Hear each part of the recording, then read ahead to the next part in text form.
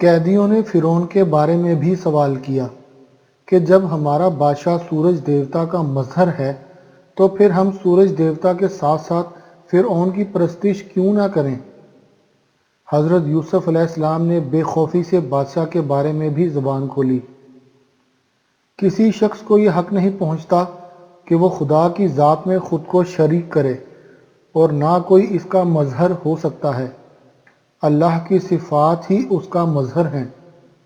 تمہارے بادشاہوں نے اپنی شاہی کو برقرار رکھنے کے لیے الوہیت آمیز شاہی کا تصور دے دیا اور خود کو خدا کا مظہر، ورنہ وہ بھی اسی طرح خدا کے بندے ہیں جس طرح میں اور تم۔ وہ سخت گناہ کے مرتکب ہو رہے ہیں۔ تم لوگ اگر مجبور بھی ہو تو بھی دل سے یہ مت سمجھو کہ وہ خدا ہیں۔ یہ باتیں نہایت تلخ تھیں، لیکن وہ اس نرمی سے بیان کر رہے تھے کہ کوئی ہنگامہ برپا نہیں ہوا، بلکہ اس کے برعکس ان کی نرم گفتاری اور علمیت کے چرچے ہونے لگے۔ آپ کی علمیت کے چرچے جب قید خانے کے داروغہ کے پاس پہنچے تو وہ بھی آپ سے ملنے کا مشتاق ہوا اور آپ کی مجلس میں آ کر بیٹھنے لگا، اور چند ہی روز میں آپ کا گرویدہ ہو گیا۔ یہ سب اللہ کی طرف سے تھا جو ان کے ساتھ ہوتا جا رہا تھا۔ اللہ راہیں نکال رہا تھا۔ قرآن کا خود دعویٰ ہے کہ ہم نے اسے علم عطا کیا۔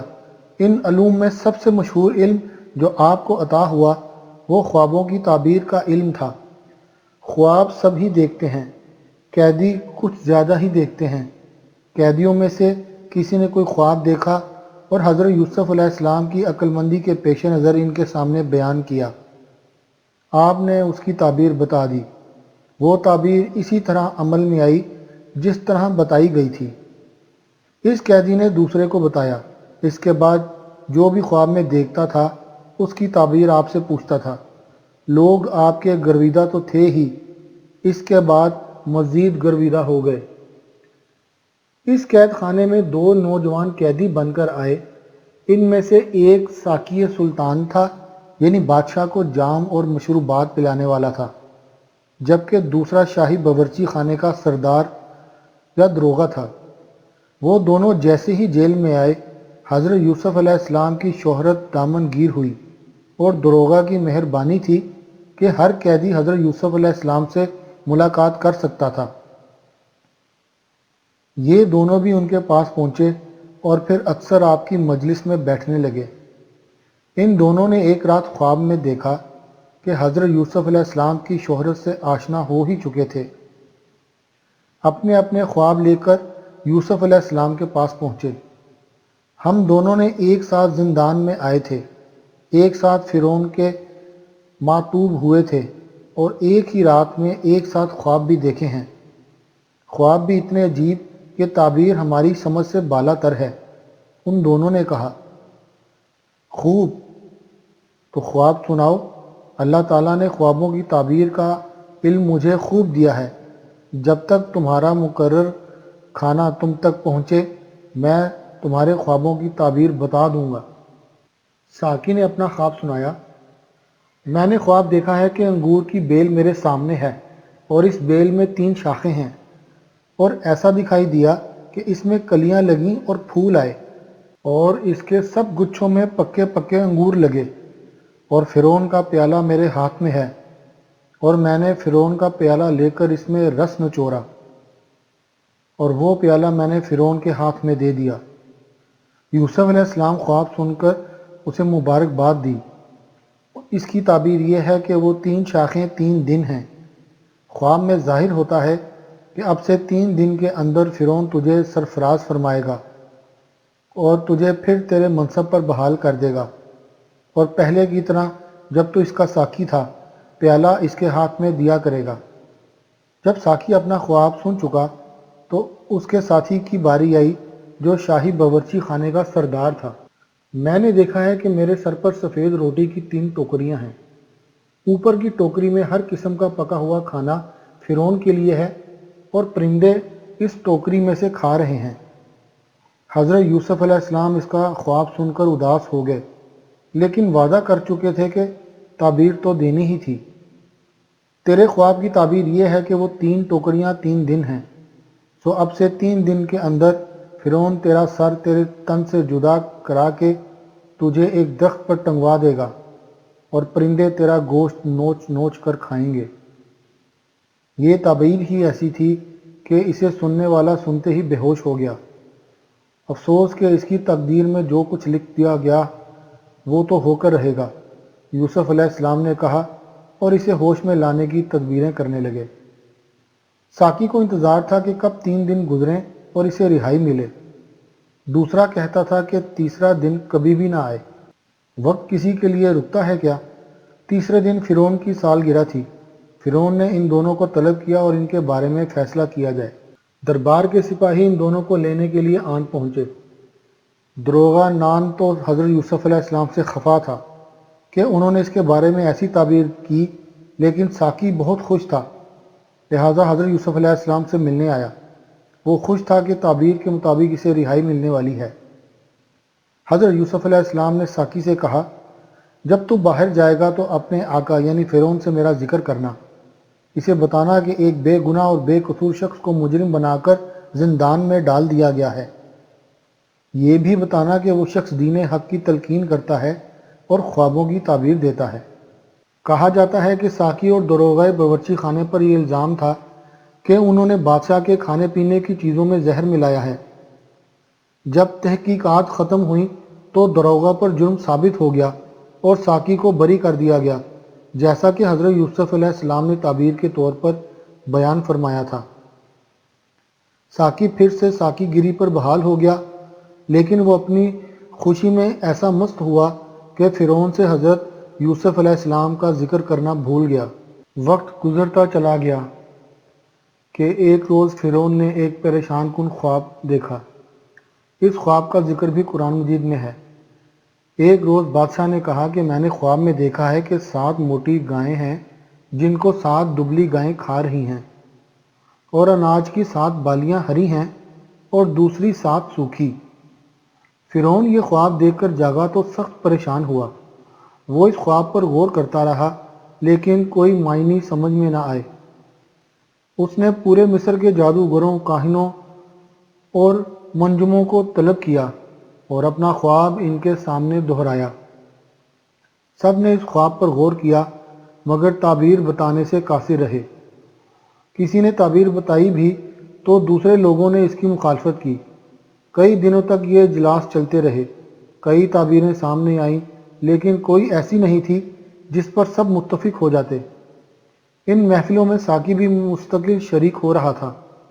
ایک دن اچانک اسے حضرت یوسف علیہ السلام کا خیال آ گیا، اگر آپ مجھے کچھ مہلت دیں تو میں اس خواب کی تعبیر لا سکتا ہوں۔ ساقی نے فرعون سے عرض کی، میں تو مایوس ہو چکا ہوں۔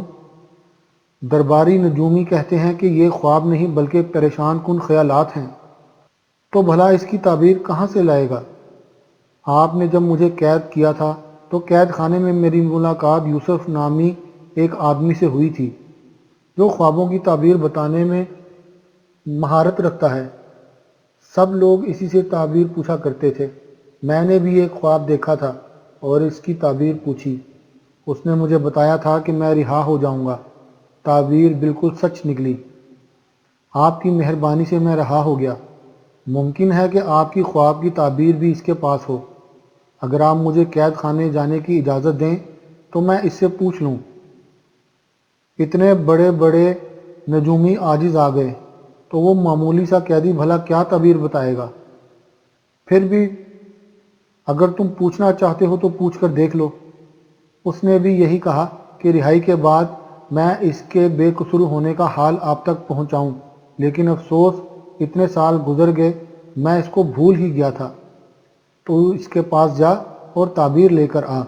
میں تجھ سے عہد کرتا ہوں کہ اگر اس نے تعبیر بتا دی اور ویسا ہی ہے جیسا کہ تو بیان کر رہا ہے تو میں اسے اپنے پاس بلاؤں گا اور اس سے اس کا حال پوچھوں گا۔ فرعون کی اجازت ملتے ہی وہ شخص قید خانے میں پہنچ گیا اور حضرت یوسف علیہ السلام کے سامنے شرمندگی کا اظہار کیا۔ میں نے آپ جیسے نیک آدمی سے اپنا عہد توڑا، اس لیے میں بہت شرمندہ ہوں۔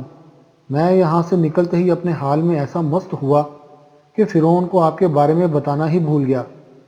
آج جب اس نے خواب دیکھا اور تعبیر کی ضرورت پیش آئی تو مجھے آپ کا خیال آیا۔ بھلے آدمی، اس میں تمہارا کوئی قصور نہیں، تمہارا بولنا من جانب اللہ ہی ہوگا۔ اللہ خود چاہتا ہوگا کہ میں اتنے عرصے قید میں رہوں، تو مجھے وہ خواب سنا جس کی تعبیر کے لیے تو یہاں آیا ہے۔ حضرت یوسف علیہ السلام نے صبر و استقامت کا مظاہرہ کیا، ساقی کو نہ ملامت کی اور نہ برسوں تک بھولے رہنے پر جھڑکا، اور نہ یہ سوچا کہ جن ظالموں نے مجھ کو بے قصور زندان میں ڈالا ہے وہ اگر تباہ ہو جائیں اور اس خواب کا حل نہ پا کر برباد ہو جائیں تو اچھا ہے، بلکہ اس وقت نہ صرف خواب کی تعبیر دی بلکہ خواب کے نقصانات سے بچنے کی تدبیر بھی بتلا دی۔ خواب کی تعبیر یہ بتائی کہ تم لوگ 7 سال متواتر کھیتی کرتے رہو گے، یہ تمہاری خوشحالی کے دن ہوں گے۔ جب کھیتی کے کٹنے کا وقت آئے تو جس قدر تمہارے سال بھر کھانے کے لیے ضروری ہو اس کو الگ کر لینا اور باقی غلے کو ان کی بالیوں میں ہی رہنے دینا تاکہ گلنے سڑنے سے محفوظ رہیں۔ اس کے بعد 7 برس خوب مصیبت آئے گی، قحط سالی ہوگی، وہ تمہارا جمع کیا ہوا تمام ذخیرہ ختم کر دیں گے۔ پھر 1 برس ایسا آئے گا جب خوب پانی برسے گا، کھیتیاں ہری بھری ہوں گی اور لوگ پھلوں اور دانوں سے عرق اور تیل کی بہتات کے ساتھ نکالیں گے، یعنی موٹی گائیں جو خواب میں دیکھی تھیں اور بالیاں خوشحالی کی سال ہیں، اور دبلی گائیں خشک سالی کے برس ہیں جو خوشحالی کی پیداوار کو کھا جائیں گے۔ فرعون نے ساقی کی زبانی حضرت یوسف علیہ السلام کے بارے میں چند کلمات سنے تھے۔ اب جو اپنے خواب کی ایسی جامع تعریف سنی اور قحط سالی سے بچنے کی تدبیر جو حضرت یوسف علیہ السلام نے بتائی تھی تو وہ ان کا قائل ہو گیا اور انہیں دیکھنے کا مشتاق ہوا۔ ساقی کو حکم دیا، تم اسی وقت جاؤ اور اس نادر روزگار شخص کو میرے پاس لے کر آؤ۔ یہ شخص تو دنائی اور اعلیٰ انتظامی لیاقت کے سبب اسی لائق ہے کہ میں اسے سرکاری مناصب میں سے کوئی عہدہ عطا کروں۔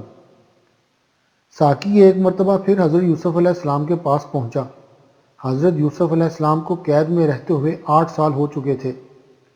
جب ساقی نے بادشاہ کا پیغام آپ تک پہنچایا اور قید سے نجات کی خوشخبری دی تو آپ خوشی سے بے قابو نہیں ہوئے بلکہ استقامت کے ساتھ ٹھہرے رہے۔ میں چند شرائط کے ساتھ ہی باہر جاؤں گا، اس طرح تو باہر جانے کو تیار نہیں ہوں میں۔ آپ یہ کیا کہہ رہے ہیں؟ ساقی نے کہا، آپ ان بادشاہوں کو نہیں جانتے؟ فرعون آپ کی شرطیں ماننے میں برسوں لگا سکتا ہے، ویسے ہی آپ میری بھول کی وجہ سے اتنا عرصہ قید میں رہ چکے ہیں۔ میرا مشورہ تو یہ ہے کہ اس وقت رہائی قبول کیجئے اور شرائط کا معاملہ کسی اور وقت کے لیے اٹھا رکھیے۔ اگر میں اس وقت رہا ہو گیا تو اسے بادشاہ کی مہربانی سمجھا جائے گا۔ میں چاہتا ہوں کہ حقائق سامنے آئیں۔ جن لوگوں نے مجھ پر بہتان باندھے اور مجھے یہاں تک پہنچایا گناہ گار ٹھہریں، میری بے گناہی ثابت ہو۔ اگر میں اس وقت باہر نکل گیا تو میرا بے قصور اور صاحب عصمت ہونا پردہ خفا میں رہ جائے گا۔ اس طرح صرف عزت نفس ہی کو ٹھیس نہیں لگے گی بلکہ دعوت و تبلیغ کے اس اہم مقصد کو بھی نقصان پہنچے گا جو میری زندگی کا نصب العین ہے۔ آپ کی شرائط کیا ہیں؟ آپ مجھے بتائیں تاکہ میں وہ شرائط بادشاہ تک پہنچا سکوں۔ بادشاہ سے کہنا کہ وہ تحقیق کرے کہ ان عورتوں کا کیا معاملہ ہے جنہوں نے مجھے دیکھ کر اپنی انگلیاں کاٹ لی تھیں۔ اس تحقیق کے لیے ان سب عورتوں کو بلایا جائے اور ان سے پوچھا جائے بھلا اس وقت کیا ہوا تھا، اس وقت انہوں نے میرا کردار کیسا دیکھا تھا جب انہوں نے اپنی طرف مائل کرنا چاہا اور اپنا ہاتھ کاٹ کر یہ برابر کرانا چاہا کہ وہ میرے حسن پر عاشق ہو گئی ہیں۔ یہ ان کا مکر تھا، وہ میری تعریف کر کے میرے نفس کو ابھارنا چاہتی تھیں۔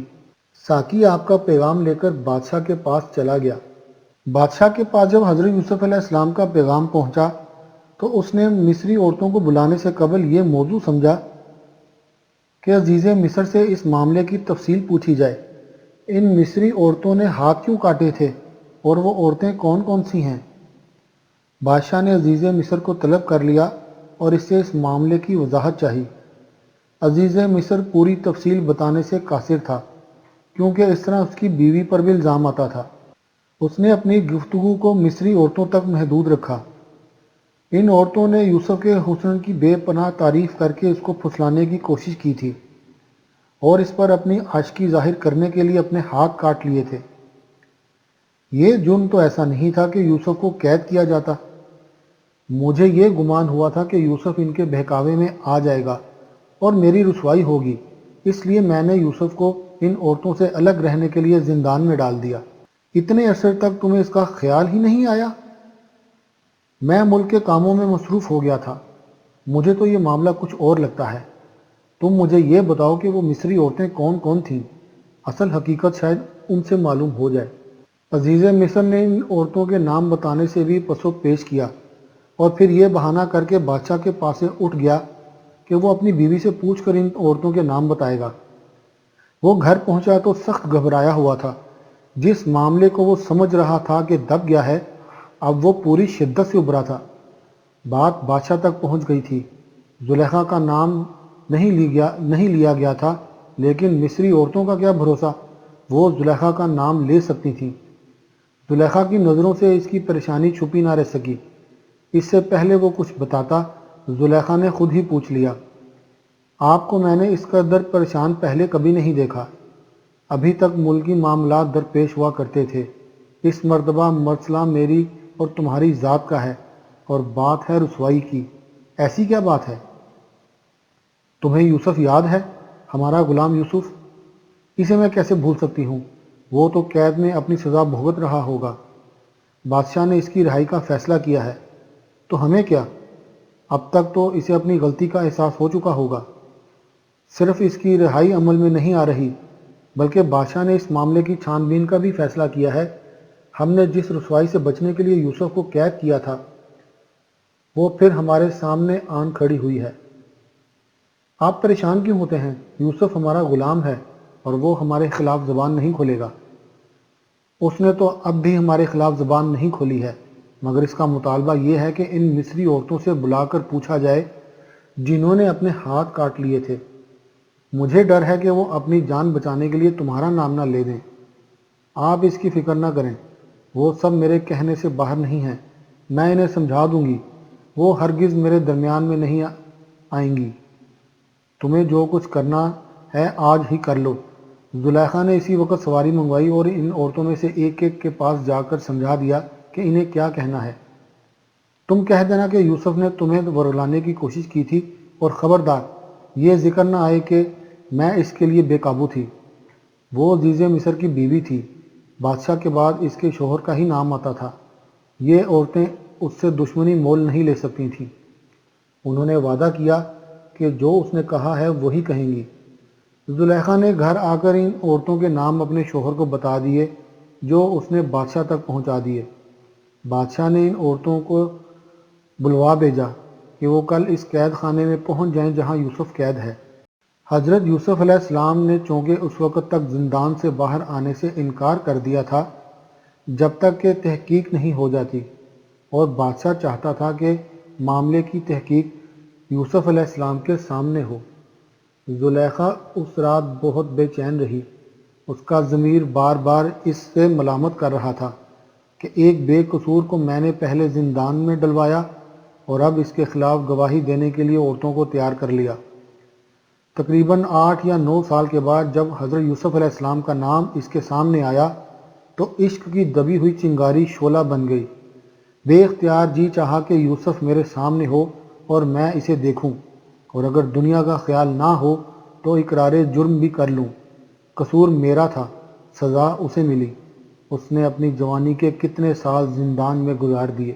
زلیخا کو بادشاہ نے نہیں بلوایا تھا، لیکن صبح ہونے تک وہ فیصلہ کر چکی تھی کہ صرف مصری عورتیں ہی زندان نہیں جائیں گی، بلکہ وہ بھی وہاں پہنچے گی۔ یہ عجیب لطیفہ غیبی تھا کہ یوسف علیہ السلام کو زندان کی طرف روانہ کرنے والی آج خود زندان کی طرف جا رہی تھی، جہاں اسے یوسف علیہ السلام کے سامنے جواب دہ ہونا تھا۔ بادشاہ بذات خود زندان میں پہنچا اور ان عورتوں کو حضرت یوسف علیہ السلام کے روبرو کر کے ان سے پوچھا، صاف صاف اور صحیح صحیح بتاؤ کہ اس معاملے کی حقیقت کیا ہے۔ جبکہ تم نے یوسف پر ڈورے ڈالے تھے تاکہ تم اس کو اپنی طرف مائل کر سکو۔ ان عورتوں کو معلوم ہو چکا تھا کہ زلیخا بھی یہاں موجود ہے اور وہی کچھ سننے کی مشتاق ہوگی جو ہمیں سکھا چکی ہے، لیکن انہوں نے آپس میں فیصلہ کر لیا کہ وہی کہیں گی جو حقیقت ہے۔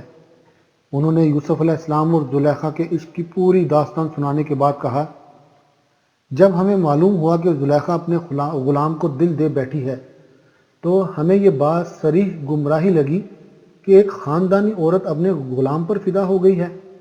ہم نے اسے لان تان کی کہ یوسف کے حسن کے قصے سنا کر ہمیں اس کا تمنائی کر دیا اور وہ اسے ہمارے سامنے لائی۔ سچی بات یہ ہے کہ ہمارا بھی وہی حال تھا جو زلیخا کا ہوا۔ ہم نے یوسف کو متاثر کرنے کے لیے اپنے ہاتھ کاٹ لیے، لیکن وہ پاک باز تھا، اس نے ہماری حوصلہ افزائی نہیں کی۔ سچ تو یہ ہے کہ ہم نے یوسف میں کوئی برائی نہیں دیکھی۔ یہ گواہی دوسروں کی زبانی تھی۔ زلیخا قریب ہی کھڑی تھی۔ اس نے سوچا اگر میں یوسف سے عشق کی دعوے دار ہوں تو حقیقت آشکار کر دوں تاکہ یوسف بے قصور ثابت ہو۔ میری رسوائی ہوتی ہے تو ہوا کرے۔ وہ بے اختیار بول اٹھی، اب حق جب کہ کھل چکا ہے تو میں ہی تھی جس نے اس کو پھسلانے کی کوشش کی۔ بے شک وہ بالکل سچا تھا۔ زلیخا کے اس بیان پر زندان میں سناٹا چھا گیا۔ بادشاہ بھی اس طرح خاموش تھا جیسے وہ بولنا بھول گیا ہو۔ عزیز مصر کے ہونٹوں پر بھی خشکی جمی ہوئی تھی۔ قدرت نے یہ اہتمام کر دیا تھا کہ حضرت یوسف علیہ السلام کی عصمت و پاک بازی اور صداقت اور طہارت کا معاملہ تہمت لگانے والوں کی زبان سے ہی واضح ہو جائے۔ خود مجرم یعنی زلیخا اقرار کر چکی تھی، البتہ اسے اندیشہ پھر بھی رہ گیا تھا کہ اس قدر آسانیوں کا فائدہ کہیں حضرت یوسف علیہ السلام نے تو نہیں اٹھایا۔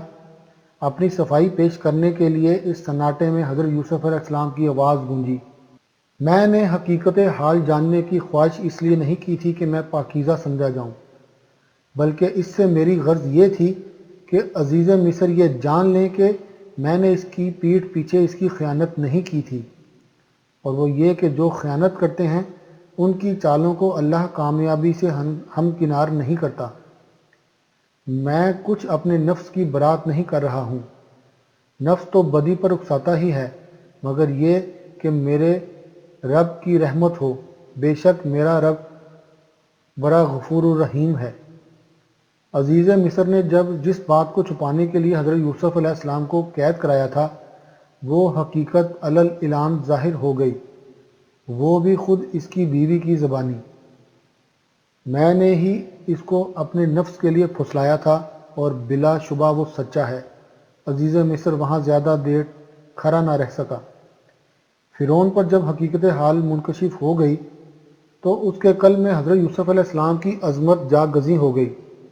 اپنے خواب کی بہترین تعبیر سن کر وہ حضرت یوسف علیہ السلام کی عقل و دانش کا مدرک پہلے ہی ہو چکا تھا۔ اب ان کی دیانت اور پاکیزگی دیکھ کر ان پر فریفتہ ہو گیا۔ بادشاہ نے اپنے ملازموں کو حکم دیا کہ یوسف کو خوب بنا سنوار کر دربار کے لائق بنا کر میرے دربار میں پیش کیا جائے۔ آپ نے غسل فرمایا، زندان کی میل کچیل صاف ہوئی، شاہی پوشاک زیب تن کرائی گئی اور بادشاہ کے سامنے پیش کر دیا گیا۔ بادشاہ سے بات چیت کا آغاز ہوا تو بادشاہ حیران رہ گیا کہ اب تک جس کے حسن کے چرچے سنے تھے، جس کی امانت داری ملا خطا کی تھی، وہ عقل و دانش میں بھی اپنی نظیر آپ ہے۔ وہ بے اختیار کہہ اٹھا، بلا شبہ آج کے دن تو ہماری نگاہوں میں بڑا صاحب اقتدار اور امانت دار ہے۔ بادشاہ نے دریافت کیا، میرے خواب میں جس قحط سالی کا ذکر ہے اس کے متعلق مجھ کو کیا تدابیر اختیار کرنی چاہیے؟ تو کوئی مشورہ دے کہ میں اس پر عمل کر سکوں۔ پہلے تو آپ یہ کریں کہ کسی دانشور اور عقل مند آدمی کو تلاش کر کے اسے ملک مصر پر مختار بنائیے۔ اس آدمی کو اختیار ہو کہ وہ ملک میں ناظروں کو مقرر کر دے اور ارزانی کے 7 برسوں میں سارے ملک مصر کی پیداوار کا 5واں حصہ لے لے، اور وہ ان اچھے برسوں میں جو آتے ہیں سب کھانے کی اچھی چیزیں جمع کرے اور شہر شہر میں غلہ جو آپ کے اختیار میں ہو فراہم کر کے اس کی حفاظت کرے۔ یہی غلہ ملک کے لیے ذخیرہ ہوگا اور 7ویں برس کے لیے جب تک ملک میں کال رہے گا کافی ہوگا تاکہ کال کی وجہ سے ملک برباد نہ ہو جائے۔ آپ کی ان تجاویز سے فرعون اور اس کے خادموں نے اتفاق کیا۔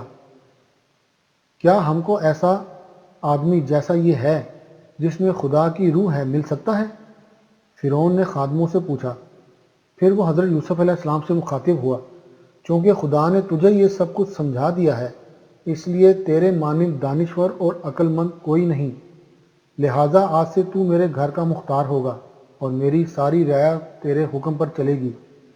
فقط تخت کا مالک ہونے کے سبب میں بزرگ و برتر ہوں گا۔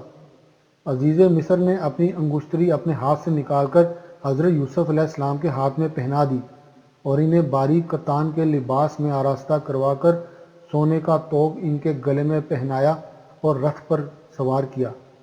دوسرے رتھ میں وہ خود سوار تھا۔ منادی آگے آگے آواز لگاتا جا رہا تھا، گھٹنے ٹیکو، ملک مصر کا حامی آتا ہے۔ حضرت یوسف علیہ السلام نے مصر کا کل مختار ہونے کے بعد خواب سے متعلق وہ تمام تدابیر شروع کر دیں جو 14 سال کے اندر مفید کار ہو سکیں اور قحط سالی کے ایام آرام سے گزر جائیں۔ کام سنبھالتے ہی انہوں نے حالات کا جائزہ لینے کے لیے سارے ملک کا دورہ کیا۔ یہ ارزانی کا دور تھا۔ خواب کی تعبیر کے مطابق 7 برس تک اس خوشحالی کو رہنا تھا۔ افراد سے فصل ہو رہی تھی۔ حضرت یوسف علیہ السلام نے 7 برس تک وہ تمام کھانے کی چیزیں جو سرزمین مصر میں تھیں جمع کر کے شہروں میں ذخیرہ کرتے رہے۔ ہر شہر کی غذائی اجناس اسی شہر میں ذخیرہ کیں۔ غلہ سمندر کی ریت کی اتنا ذخیرہ ہوتا گیا، یہاں تک کہ حساب رکھنا بھی چھوڑ دیا کیونکہ وہ بے حساب تھا۔ 7 سال ان انتظامات میں گزر گئے تو خوشحالی کا دور رخصت ہوا، قحط سالی کا آغاز ہوا۔ جب اجناس کی قلت ہوئی اور لوگ بھوکوں مرنے لگے تو روٹی کے لیے فرعون کے آگے چلائے۔ فرعون نے مصریوں سے کہا، یوسف کے پاس جاؤ، جو کچھ وہ تم سے کہے وہ کرو۔ یہ لوگ روتے بلکتے حضرت یوسف علیہ السلام کے پاس پہنچے۔ حضرت یوسف علیہ السلام نے ذخیروں کے منہ کھول دیے اور مصریوں کے ہاتھ بیچنے لگے۔ تمام ملکوں میں قحط پڑا ہوا تھا، کھیتیاں سوکھ گئی تھیں، خلق خدا دانے دانے کو محتاج ہو رہی تھی۔ جب دوسرے ملکوں کے لوگوں نے سنا کہ مصر میں اناج کی بہتات ہے، جو بھی قیمت ادا کرے خرید سکتا ہے، تو دوسرے ملکوں سے لوگ اناج خریدنے کے لیے آنے لگے اور اونٹوں پر لاد کر لے جانے لگے۔ کنعان کے آسمان پر آج چاند نہیں چمکا تھا۔ تیل کی کمی نے چراغ خانے کو بھی سر شام ہی بجھا دیا تھا۔ اب کیا ہوگا؟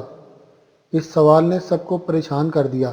حضرت یعقوب علیہ السلام نبی تھے اور تمام بستی والوں کے محافظ و نگران بھی تھے۔ انہیں صرف اپنی ہی نہیں بلکہ بستی کے لوگوں کی بھی فکر تھی۔ اس وقت بھی وہ اب کیا ہوگا کہ سوال کا جواب تلاش کرنے میں مصروف تھے۔ بستی کے کچھ لوگ ابھی بھی ان کے پاس اٹھ کر گئے تھے اور اب ان کے سامنے ان کے 11 بیٹے بیٹھے تھے اور کسی حکم کے سننے کے منتظر تھے۔ ابھی تمہارے آنے سے قبل بستی کے کچھ لوگ میرے پاس اٹھ کر گئے ہیں۔ حضرت یعقوب علیہ السلام نے بیٹوں کو مخاطب کیا۔ ان سب کا برا حال تھا، گھروں میں کھانے کے لیے بہت کم رہ گیا تھا اور مجھ سے مدد کے طالب تھے۔ میں نے ان سے وعدہ کر لیا ہے۔ آپ نے ان سے وعدہ کیوں کر لیا؟ ہمارے کھیت تو خود ہمارے سامنے مٹھیاں باندھے کھڑے ہیں، ہم کسی کو کیا دے سکیں گے؟ کیا آپ کو نہیں معلوم کہ سخت کال نے روئے زمین کا منہ ڈھانپ لیا ہے؟ ہر ملک میں قحط پاؤں جمائے کھڑا ہے۔ میں نے جو ان سے وعدہ کیا ہے کسی وجہ سے کیا ہے، ایک تدبیر ہے میرے سامنے۔ آپ کی تدبیریں ہماری سمجھ میں تو نہیں آتی، پھر بھی ہمیں معلوم ہو کہ آپ نے کیا سوچا ہے۔ ہم یہ مت کہہ دیجیے گا کہ ہم آسمان پر جائیں اور بارش برسانے کا کوئی انتظام کریں۔ تمہاری انہی گستاخیوں نے مجھے بوڑھا کر دیا ہے، میری ہڈیاں اکڑ گئی ہیں، ورنہ میں خود کچھ نہ کچھ کر لیتا۔ یا آج میرا یوسف ہوتا اور یقیناً جوان ہو چکا ہوتا تو وہ مجھے ہرگز ایسا جواب نہ دیتا۔ یوسف کا تو اب کوئی نام و نشان باقی نہیں رہا اور آپ ہیں کہ اسی کی رٹ لگائے ہوئے ہیں۔ ہماری کوئی اہمیت ہی نہیں؟ کیوں نہ یاد کروں؟ وہ میری آنکھوں کی روشنی تھا، دیکھتے نہیں کہ وہ گیا تو اس کے ساتھ میری آنکھیں بھی چلی گئیں۔ جب دیکھنے کو وہ نہیں تو میں کیوں کسی کو دیکھوں؟ حضرت یوسف علیہ السلام کے چلے جانے کے بعد روتے رہنا ہی حضرت یعقوب علیہ السلام کا شعار بن گیا تھا۔ روتے روتے بینائی چلی گئی تھی۔ حضرت یوسف علیہ السلام کا نام آتا تھا تو آپ کی آنکھوں سے آنسو رواں ہو جاتے۔ اس وقت بھی حضرت یوسف علیہ السلام کا ذکر آیا تو آپ کا دل بھر آیا۔ جو گفتگو کر رہے تھے وہ درمیان میں ہی رہ گئی۔ تمام بھائی ایک دوسرے کا منہ تک رہے تھے۔ پھر ایک نے دوسرے سے کہا، ابا جان کیا کہنے والے تھے معلوم تو ہو؟ اب وہ کچھ نہیں کہیں گے، انہیں یوسف یاد آ گیا ہے۔ معلوم تو کرو، شاید ہمارے فائدے کی بات ہو۔ ان میں سے ایک نے ہمت کی، ابا جان آپ وہ بات بتا رہے تھے جو ہمیں نہیں معلوم۔ کیا تم نہیں جانتے کہ ہمیں قحط کا سامنا ہے؟ ہمیں معلوم ہے لیکن ہم کر کیا سکتے ہیں؟ میں نے سنا ہے کہ مصر میں غلہ فرات سے مل رہا ہے۔ تم سب مل کر وہاں جاؤ اور ہمارے لیے غلہ لے کر آؤ تاکہ ہم زندہ رہیں اور ہلاک نہ ہو جائیں۔ یہ کیا ضمانت ہے کہ جب ہم مصر پہنچے تو غلہ موجود ہوگا؟ تم جاؤ تو صحیح، اللہ نے مدد کی تو غلہ بہت ہے۔ باپ کے حکم کے مطابق یہ کنعانی قافلہ عزیز مصر سے غلہ لینے کے لیے مصر روانہ ہوا۔ سب سے چھوٹا بھائی بن یامین اس قافلے میں شامل نہیں تھا۔ حضرت یعقوب علیہ السلام نے اسے اپنے پاس روک لیا تھا کہ سب کے چلے جانے کے بعد کوئی تو ان کی دیکھ بھال کے لیے ان کے پاس ہو۔ اس چھوٹے سے کنعانی قافلے نے مصر کی حدود میں قدم رکھا تو انہوں نے اپنی طرح کے کئی اور قافلے بھی دیکھے جو اناج خریدنے آئے تھے۔ انہیں امید ہو چلی کہ اناج وافر مقدار میں ہے۔ وہ ایک بڑے میدان میں پہنچ گئے جہاں غلہ تقسیم کیا جا رہا تھا۔ حضرت یوسف علیہ السلام ایک جگہ کرسی پر بیٹھے پورے کام کی نگرانی فرما رہے تھے۔ مصر کے دستور کے مطابق جو قافلہ وہاں پہنچتا تھا، ان میں شامل لوگ سرزمین پر ٹیک لگا کر حضرت یوسف علیہ السلام کے حضور آداب بجا لاتے تھے، اور جب وہ اجازت دیتے تو کارندے ان کے ہاتھ اناج فروخت کرتے۔ خدا کی قدرت دیکھیے کہ برادران یوسف اسی بھائی کے آگے سجدہ کرنے کے لیے اپنی باری کا انتظار کر رہے تھے، جسے وہ اپنی دانش میں کسی مصری گھرانے کا معمولی غلام بنا چکے تھے۔ وہ سوچ بھی نہیں سکتے تھے کہ کل کا غلام آج مصر کے تاج و تخت کا مالک اور مختار کل ہے اور اسی کے سامنے عرض حال کرنا ہے۔ وہ سب حضرت یوسف علیہ السلام کے سامنے پہنچے اور سر زمین پر ٹیک کر آداب بجا لائے۔ حضرت یوسف علیہ السلام نے انہیں دیکھتے ہی پہچان لیا، لیکن وہ حضرت یوسف علیہ السلام کو پہچان نہ سکے۔ پہچانتے بھی کیسے؟ جب وہ کنعان میں تھے تو کم عمر لڑکے تھے اور اب 40 سالہ تجربہ کار انسان۔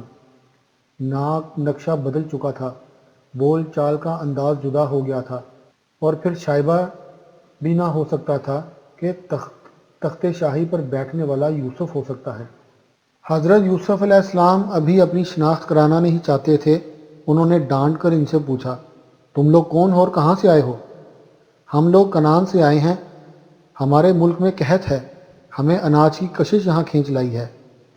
تم لوگ جھوٹ بولتے ہو، دراصل تم جاسوس ہو اور اس ملک کی بری حالت دریافت کرنے آئے ہو۔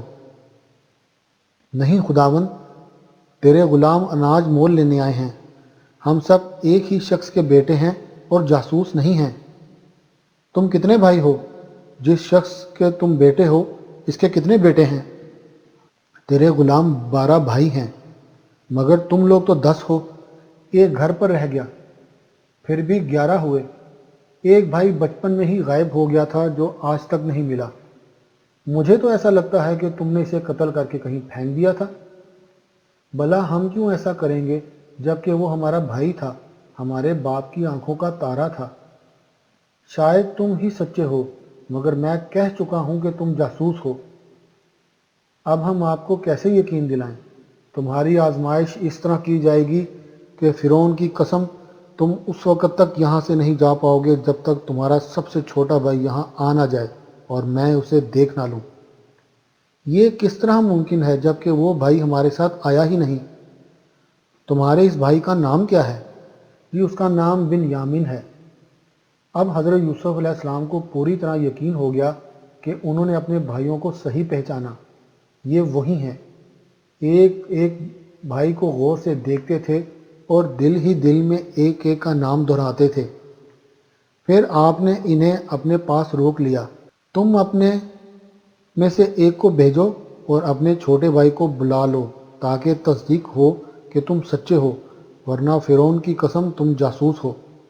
حضرت یوسف علیہ السلام نے انہیں قید میں رکھا اور کریت کریت کر گھر کی باتیں پوچھتے رہے۔ اچھا یہ بتاؤ تمہارے والد کی حالت کیسی ہے؟ وہ غائب ہو جانے والے بیٹے سے بہت محبت کرتے تھے۔ جب وہ غائب ہو گیا اور گھر نہیں پہنچا تو اس وقت سے اب تک اسے یاد کر کے برابر روتے رہتے ہیں۔ ہر وقت کے رونے سے ان کی بینائی زائل ہو گئی ہے۔ تمہارا بھائی غائب کیسے ہوا؟ وہ اکیلا جنگل میں نکل گیا تھا۔ کوئی کہتا ہے اسے بھیڑیا اٹھا کر لے گیا، کوئی کہتا ہے کہ مصر آنے والے قافلے کے ہاتھ لگ گیا اور انہوں نے یہاں لا کر غلام بنا کر بیچ ڈالا۔ خدا کرے اسے بھیڑیا نہ لے گیا ہو، زندہ ہو چاہے غلام ہی کیوں نہ ہو۔ اگر وہ تمہیں مل جائے تو تمہاری کیا حالت ہوگی؟ ہم اپنی آنکھیں اس کے قدموں میں رکھ دیں گے، اس سے معافی مانگیں گے کہ ہم اس کی حفاظت نہ کر سکے۔ حضرت یوسف علیہ السلام جانتے تھے کہ ان کے بھائی ان کے بارے میں جھوٹ بول رہے ہیں۔ وہ بااختیار بھی تھے لیکن کوئی سزا نہیں دی، ان کے جھوٹ پر گرفت نہیں کی۔ حضرت یوسف علیہ السلام کا خواب کا ایک جز پورا ہو چکا تھا۔ ان کے بھائی انہیں تعظیم سجدہ کر چکے تھے۔ تعبیر کے مطابق عظمت و بزرگی ان کے نصیب میں آ چکی تھی۔ اب شمس و قمر باقی تھے جو دراصل ان کے ماں باپ تھے۔ ان سے ملاقات باقی تھی۔ ان کی سگی ماں تو دنیا میں نہیں تھی لیکن سوتیلی ماں تو تھیں جنہیں ابھی مصر آنا تھا۔ جب 3 دن گزر گئے تو حضرت یوسف کو اپنے بھائیوں پر رحم آیا۔ یہ خیال بھی آیا کہ یہ لوگ اناج لینے آئے تھے، نہ جانے گھر میں کچھ کھانے کو ہے یا نہیں۔ انہیں جلد سے جلد اناج دے کر رخصت کیا جائے تاکہ گھر کا چولہا جل سکے۔ میرے والد کس شدت سے ان کا انتظار کر رہے ہوں گے۔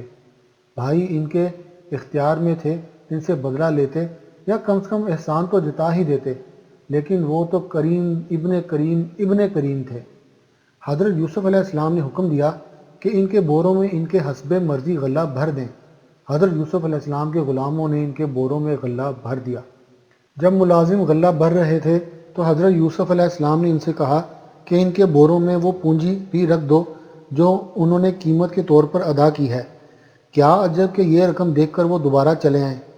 ہو سکتا ہے دوبارہ ضرورت پڑے اور رقم نہ ہونے کے سبب نہ آ سکیں۔ جب بھائی رخصت ہونے لگے تو حضرت یوسف علیہ السلام نے انہیں روک لیا۔ قحط اس قدر سخت ہے کہ تمہیں دوبارہ آنا پڑے گا، اس لیے یاد رکھو کہ اس مرتبہ اگر تم اپنے چھوٹے بھائی بن یامین کو ساتھ نہ لائے جس کے متعلق تم نے مجھ سے کہا کہ اس کا بھائی گم ہو گیا ہے اور اس لیے تمہارا باپ اس کو کسی طرح جدا نہیں کرتا، تو تم کو ہرگز غلہ نہیں ملے گا، نہ میں تمہیں اپنے پاس جگہ دوں گا۔ بھائیوں کو کچھ خبر نہیں تھی کہ ان کے بوروں میں ان کی رقم جو انہوں نے قیمت کے طور پر ادا کی تھی رکھ دی گئی ہے۔ انہوں نے خوشی خوشی بوروں کو اونٹ پر لادا اور اپنے ملک کنعان کی طرف چل پڑے۔